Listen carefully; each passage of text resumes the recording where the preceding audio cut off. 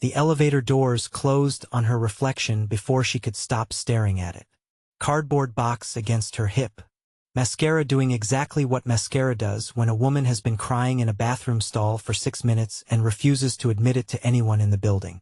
Grace Calloway had worked at Halden Voss Technologies for 3 years. She had never once been late. She had never once missed a deadline.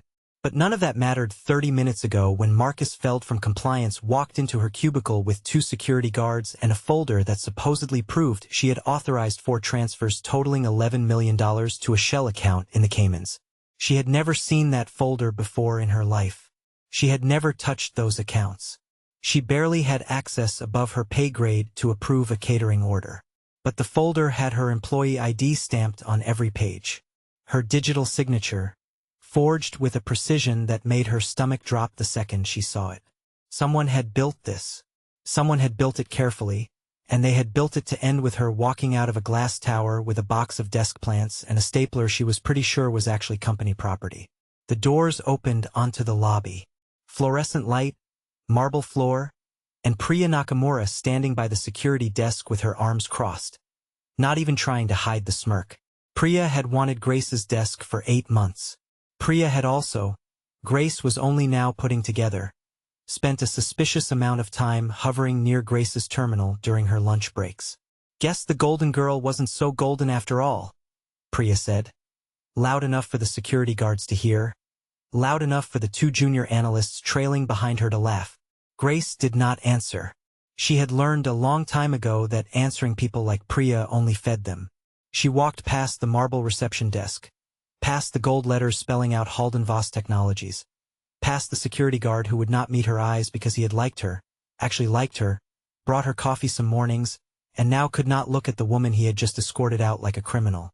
The revolving door spat her out onto the sidewalk. Manhattan traffic roared past, indifferent. Grace set the box down on a concrete planter, pressed the heel of her hand against her eyes, and made herself breathe. Then she took out her phone. Her hands were shaking so badly it took her 3 tries to find his contact. Dante. No last name saved because some habits from before she married him never fully left her. The habit of protecting him even in the small useless ways that did not matter anymore. He picked up on the second ring. Grace. His voice did what it always did to her, cut straight through whatever was happening around her and made the moment feel smaller, more manageable, more survivable. What is it? Not a question. Dante Moretti did not ask questions when his wife called crying. He simply waited to be told what needed to be handled. They fired me, she said. And her voice cracked on the word fired in a way that embarrassed her even as she said it. They said I stole $11 million. Dante, I didn't do anything. I swear to you I didn't do anything. Someone set this up. Someone built a whole file with my signature on it and I don't even know who. And Priya was standing there laughing at me. Everyone was laughing at me. They walked me out in front of the whole floor like I was some kind of criminal. There was a silence on the other end of the line. It was not empty. Grace had learned, over the 18 months of her marriage, that Dante's silences carried more weight than most men's shouting. She could hear him moving, the click of a door, the muffled acknowledgement of someone nearby being waved off. Say that again, he said. His voice had dropped into a register she recognized. Quiet, level. The voice he used right before something in his world stopped existing. They fired me, in front of everyone. Who signed the termination? Richard Voss himself. He didn't even look at me. He just said the board had already voted and it was, quote, out of his hands. Another silence, shorter this time. Where are you now? Outside the building. On 6th. Go home, Tesoro. Do not talk to anyone else from that company. Not a phone call, not an email, nothing. Do you understand me? Dante. She wiped her face with the back of her wrist, feeling something shift in her chest. Something that was not quite hope and not quite fury but sat somewhere dangerous between the two. I want you to buy it. Buy what? The company. Halden Voss. I want you to buy it and I want you to ruin every single person who stood in that lobby and laughed at me. She heard him exhale, slow, almost amused, though there was nothing soft in it. You are certain. I have never been more certain of anything in my life. Then go home, he said. It is already done. The line went dead. Grace stood on the sidewalk for a long moment, box of desk plants forgotten at her feet, watching the glass tower she had walked out of 20 minutes ago catch the afternoon light like it had no idea what was coming for it. It had absolutely no idea. Grace had not always known what her husband did for a living. She had met Dante Moretti 18 months ago at a charity gala she had attended as a favor to her college roommate. A black tie affair thrown to raise money for a children's hospital wing. The kind of event where Grace felt distinctly out of place in a rented dress, standing among women whose earrings cost more than her rent. She remembered the exact moment she noticed him. He had not approached anyone. He had stood near the bar, untouched drink in hand, and every single person in that ballroom seemed to orbit around him without quite realizing they were doing it. Men leaned slightly toward him when they spoke. Women glanced at him and then quickly looked away. The mayor's chief of staff had crossed the entire room just to shake his hand for 4 seconds and then retreated like he had touched something electric. Grace, who did not know who he was and did not care, had walked directly up to the bar beside him and ordered a club soda because the champagne was $7 a glass and she was not about to pretend she could afford to enjoy herself that recklessly. "You are the only person in this room who has not looked at me twice," he had said, without turning his head. "Should I have? Most people do. I'm sure they have their reasons." She had taken her club soda from the bartender and turned to actually look at him then. Dark hair, dark eyes, a suit so precisely tailored it looked like a second skin rather than clothing. A scar through his left eyebrow, thin and old, the kind of thing that told a story he clearly had no intention of telling her. He smelled like cedar and something underneath it she could not name. Something that made her want to stand a little closer even as some old animal instinct told her to step back. "And you," he said, "what is your reason for standing at this bar alone?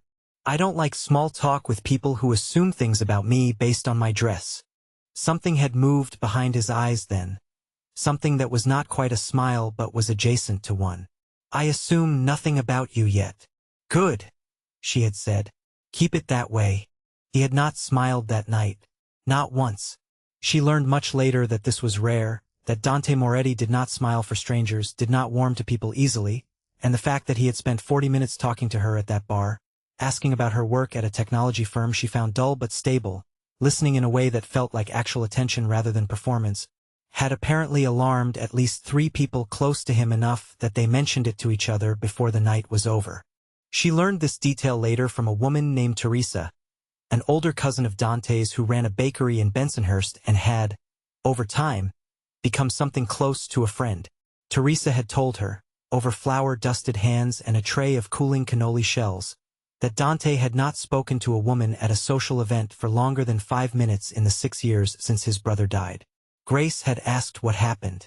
Teresa had gone quiet and said only that some things were not hers to tell, and Grace had let it sit, understanding without being told that this was a wound she would have to wait for Dante himself to open. It took her 4 months to learn what Dante Moretti actually did. Not from him. From a newspaper article her father had left open on his tablet. A piece about federal investigators circling a man named Dante Moretti in connection with organized crime operations spanning 3 boroughs. She remembered sitting very still at her kitchen table, reading it twice, and then calling him. He had not lied to her. That was the thing that had, in the end, kept her in the relationship rather than driven her out of it. When she asked him directly, "Are you what this article says you are?" he had set down whatever he was holding and answered without a single second of hesitation. "Yes, just that. No justification. No softening." "Then why haven't you tried to hide it from me?"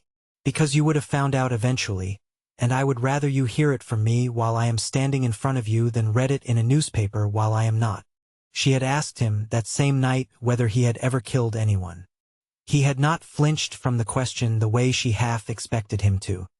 He had simply looked at her, steady, and told her that he would not lie to her about what he had done, but he would also not describe it to her in detail, because some weight was not meant to be carried by 2 people when only one of them had chosen it. "That is not an answer," she had said. "It is the only one I am willing to give you," he had replied. "You can leave because of it. I would understand. But I will not pretend to be a different man to keep you." She had not left. She had sat with that answer for 3 days, turning it over, testing whether she could actually build a life around a silence that large. In the end, what decided her was not the silence itself but everything that surrounded it. The way he treated the doorman in his building like a person rather than a fixture. The way he had once driven 40 minutes out of his way in the rain to bring Teresa's arthritis medication to her apartment himself rather than send someone. The way he listened when Grace talked about her work with an attention most men never gave her at all. She married him anyway, 11 months later, in a ceremony so quiet only 12 people attended, in a chapel in Staten Island where the priest had known Dante's family for 30 years and had asked her exactly one question before the vows. "Do you know what you are marrying into?" "Yes," she had said. And she had meant it. She was not naive about what he was. She had simply decided, somewhere in those 11 months, that the version of him she saw when the door closed and it was just the two of them was worth the version the newspapers wrote about. Grace took a cab home rather than the subway, something she almost never did. But her hands were still shaking and she did not trust herself on a crowded platform. The apartment, a penthouse on the Upper East Side that still occasionally felt too large for her, too quiet, was empty when she arrived. She set the box of plants on the kitchen counter and sat down at the table and stared at the wall for a long time. She kept replaying it. The folder with her forged signature. The precision of it. Whoever had built that file knew her employee ID, knew her access patterns, knew exactly which accounts would make the fraud look plausible coming from someone at her level. This was not random. This was not simple corporate scapegoating to cover for someone else's mistake. This had her name on it specifically, built with a level of detail that suggested someone had been planning this for a while. She thought about the last few months at Halden Voss, trying to find the thread that led here. There had been small things she had dismissed at the time. Her badge failing to work on the 14th floor for 2 days before IT quietly fixed it without explanation. A meeting on her calendar that she never remembered accepting, then vanished from her calendar entirely the next morning. A conversation she had overheard in the break room between Priya and a man she did not recognize, cut short the moment they noticed her standing near the coffee machine. None of it had seemed significant on its own. Together, laid end to end on her kitchen table like puzzle pieces, it painted a picture of a woman who had been watched, tested, and prepared for months before the trap finally closed. Someone inside the company had wanted her gone. Badly enough to commit actual fraud to make it happen. She thought of Priya's smirk in the lobby. She thought of Marcus Feld from compliance, who had barely made eye contact with her while he read the accusation off a printed page like he was reading a grocery list. She thought of Richard Voss, who had not even bothered to look up from his desk. Someone had built a case against her. And now her husband, the most dangerous man in 3 boroughs according to the federal government, was going to own the company that fired her. Grace was not naive enough to believe that made everything simple. If anything, it made everything more complicated because now she had to sit in this apartment and wait, and waiting had never been something she was good at. Dante did not come home until nearly 11 that night. Grace had not eaten, had not really moved from the couch except to make a cup of tea she never drank. When she heard the key in the lock and the particular quality of silence that always arrived with him, a kind of stillness that entered the room before he did. He was still in his suit jacket, tie loosened, and there was something in his face that she recognized from the handful of times she had seen it before. A controlled fury, not loud, not visible to anyone who did not know him well enough to read it. But Grace had spent 18 months learning the specific grammar of her husband's silences, and this one told her everything she needed to know before he said a word. "Sit," he said, though she was already sitting. And he crossed the room and sat across from her rather than beside her, which was its own kind of signal. This was business. This was him bringing her into a room she did not normally enter. "Tell me everything," he said. "From the beginning. Every detail, even the ones that seem unimportant." She told him. The folder. Marcus Feld. The forged signature. The board vote Richard Voss claimed had already happened before she was even called into the room. Priya's smirk in the lobby. The 2 junior analysts laughing behind her. She told him about the badge failure, the vanished meeting, the fragment of conversation in the break room, watching his jaw work slightly tighter with each new detail she added. Dante listened without interrupting, his hands very still on the table in front of him. Still in the way that Grace had learned meant he was actively restraining himself from doing something with them. The shares closed today at $41, he said, when she finished. Halden Voss will open tomorrow at 19. How? Because a majority shareholder informed the board this evening that a hostile bid is coming, and word travels fast on trading floors when the right person makes the right phone call to the right journalist. His voice was flat, almost bored, the tone of a man discussing something as mundane as weather. By Friday, I will own 42% of that company. By the following Friday, I will own a controlling stake. It will not be difficult. Richard Voss has been quietly borrowing against company stock to fund a divorce settlement he cannot otherwise afford, and the board has 3 members who owe favors to men who owe favors to me. Grace stared at him. Even now, after everything, there was something about the sheer scale of what he had just described so casually that made her chest tight. And Marcus Feld, she said. And Priya. Feld built that file, Dante said. I already know this. Her breath caught. How do you already know this? Because I had someone inside the building within an hour of your phone call. It did not take long to find the origin point of a forgery that sloppy once someone was actually looking for it. Feld did not act alone. He was paid $40,000, wired from an account belonging to a man named Grant Holloway. The name meant nothing to Grace. Who is that? Your predecessor. The man whose job you were given 3 years ago when the company decided he had, in their words, underperformed. Dante's eyes did not leave hers. He has spent 3 years waiting for a way back in. Feld was his access point. Voss's compliance department was simply the mechanism. Grace sat back slowly, feeling something settle into place, cold and clarifying. Not random, not a scapegoat of convenience. A plan built over years, executed with precision, aimed specifically at her. They wanted to destroy me, she said quietly. Not just fire me, destroy me. My reputation, my career, everything. They wanted it to follow me. Yes. Dante's voice had gone very quiet. And they will learn what it costs to try. Dante. She reached across the table and put her hand over his, feeling the tension in it. The coiled stillness of a man deciding how much of himself to let out of its cage. I don't want anyone hurt. I mean it. I want them ruined. I want Voss to lose everything he has. I want Priya humiliated in front of everyone who's ever laughed with her. I want Feld to spend the rest of his life explaining to federal investigators why $40,000 appeared in his account from a man plotting corporate fraud. But I don't want bodies. Something in his expression eased fractionally, the way it only did when she said things like this to him. Most people in his world did not ask for restraint. His wife always did, and it was, she suspected, one of the reasons he had married her in the first place. No bodies, he said. I give you my word. This is a different kind of ruin. Slower, more thorough, and in the end, more painful for men like Voss than a bullet would be. What does that mean? It means, Dante said, and for the first time that night something moved at the corner of his mouth. Not quite a smile, but close enough that Grace felt it in her chest anyway. That you are going to help me build the case that ends them, and you are going to enjoy every part of it. That night, long after they had gone to bed, Grace lay awake beside him listening to the city breathe outside the window. She thought about the woman she had been 3 years earlier, freshly promoted, grateful, believing that competence alone was enough to keep her safe in a world like the one she worked in. She understood now, lying in the dark beside a man who owned pieces of that world most people never even glimpsed, how naive that belief had been. Competence protected nothing on its own. It only made you a target worth building an elaborate trap for. She did not regret marrying Dante.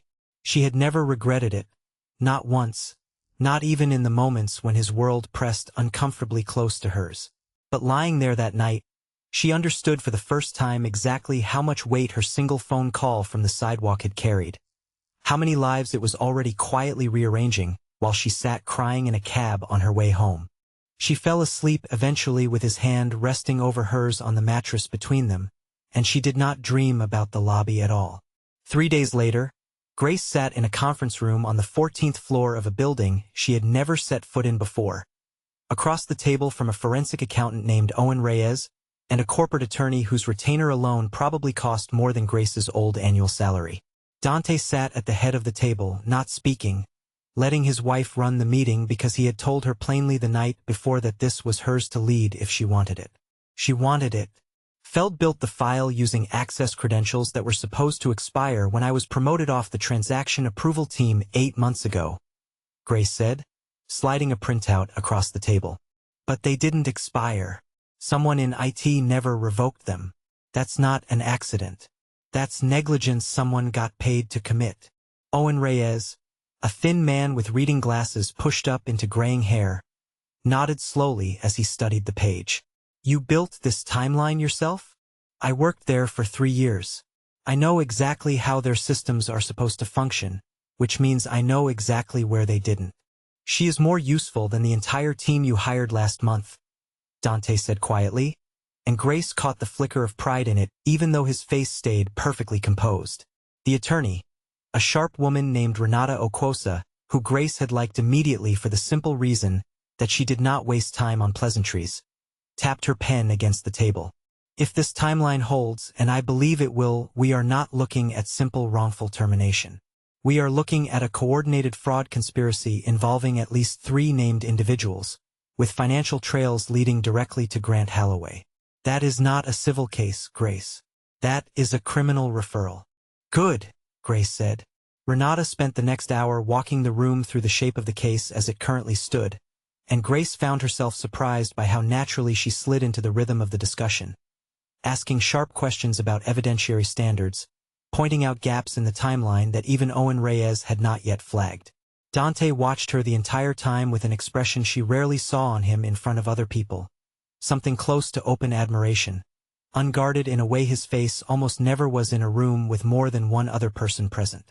When the meeting ended and the others filed out, he remained seated, watching her gather her notes. You built that timeline in 3 days, he said. Most of my own people would have needed 3 weeks. I had motivation, Grace said. You had more than motivation. He stood, crossing to where she sat, and rested his hand briefly against the side of her face, a gesture so uncharacteristically gentle in the fluorescent light of a corporate conference room that it caught her off guard. You had exactly the kind of mind this world respects, whether you wanted it to or not. By the end of the week, the board of Halden Voss Technologies received formal notification that a majority stake in the company had changed hands. Richard Voss, according to the story that broke in the financial press 2 days later, resigned from his position as CEO citing personal reasons, though the article noted with pointed understatement that his resignation came exactly 19 hours after federal investigators executed a subpoena for his personal financial records. Grace read the article twice at her kitchen table, coffee going cold beside her, and felt something loosen in her chest that had been clenched since the moment she saw her forged signature on that folder. But she knew, even as she read it, that this was only the opening move. Voss resigning quietly with a severance package intact was not ruin. It was an exit, and Dante Moretti did not deal in exits. He dealt in consequences.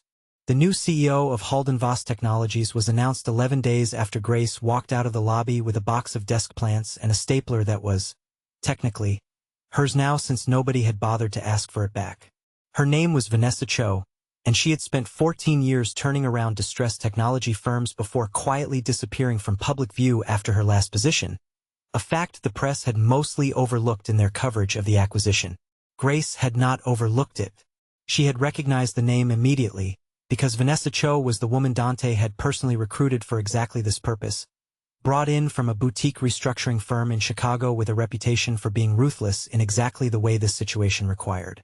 The first thing Vanessa Cho did, on her first morning as CEO, was call an all-staff meeting in the atrium on the ground floor of the building. Grace was not an employee anymore and had no reason to attend, but Dante had asked her, quietly over breakfast, whether she wanted to be there. You do not have to answer to anyone in that room again, he said. But if you would like to watch what happens next, I can arrange it. Grace had gone. She stood at the back of the atrium, dressed simply, unremarkably, the way she always had when she worked there, and watched Vanessa Cho walk to the front of the room in a suit sharper than anything Richard Voss had ever worn and address a room of nearly 400 employees who had no idea what was about to happen to them.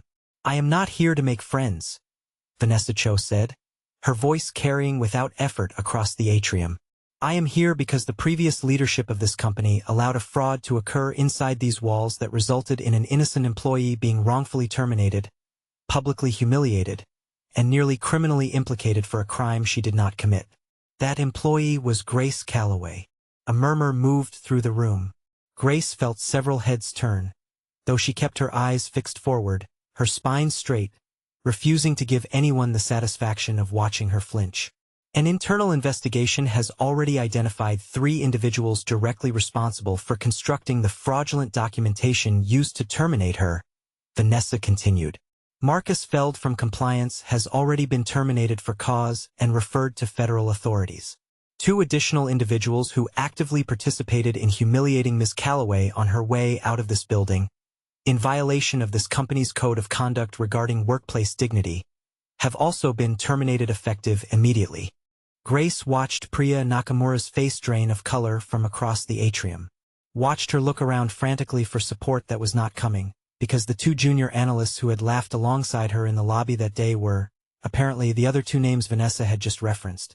This company failed one of its own employees in the most serious way an employer can fail someone, Vanessa said. That failure will not be repeated, and it will not go unaddressed. Effective today, every employee involved in Ms. Calloway's wrongful termination has been removed. Effective today, this company is beginning a full external audit of every termination decision made in the last 3 years under the previous administration's leadership. She let that land. Grace could feel the weight of it settle across the room, 400 people suddenly recalculating exactly how safe their own positions might be, exactly how many of Richard Voss's decisions might not survive scrutiny. That is all, Vanessa said. Get back to work. Grace turned to leave before the room could fully absorb what had just happened, before anyone could approach her, before Priya Nakamura's shock could curdle into something she might say out loud. She did not need to hear it. She had already gotten everything she came for. Outside, on the sidewalk where she had stood 11 days earlier with a box of plants and tears she refused to let anyone see fall, Dante was waiting for her, leaning against a black car with his hands in his pockets, watching the revolving door. Well, he said as she reached him. Priya's face, Grace said. I will think about that for the rest of my life. Something that was almost a smile crossed his face, quick and real, gone almost as fast as it arrived. Get in. There is something else. What? Grant Holloway, he said. The man who paid Feld. He was arraigned this morning on conspiracy and fraud charges. His bail was denied. Grace felt something settle deep in her chest. A stillness she had been chasing since the elevator doors closed on her reflection 11 days ago. How did you manage that? I did not manage anything, Dante said, opening the car door for her. Federal prosecutors do not need my help to see a paper trail that clear. I only made sure they saw it quickly. She got into the car, and he closed the door behind her, and for a moment, through the tinted window, she watched the glass tower of Halden Voss Technologies catch the afternoon light exactly the way it had 11 days ago. Except this time, walking away from it did not feel like losing anything. It felt like leaving something behind on purpose. They did not drive straight home.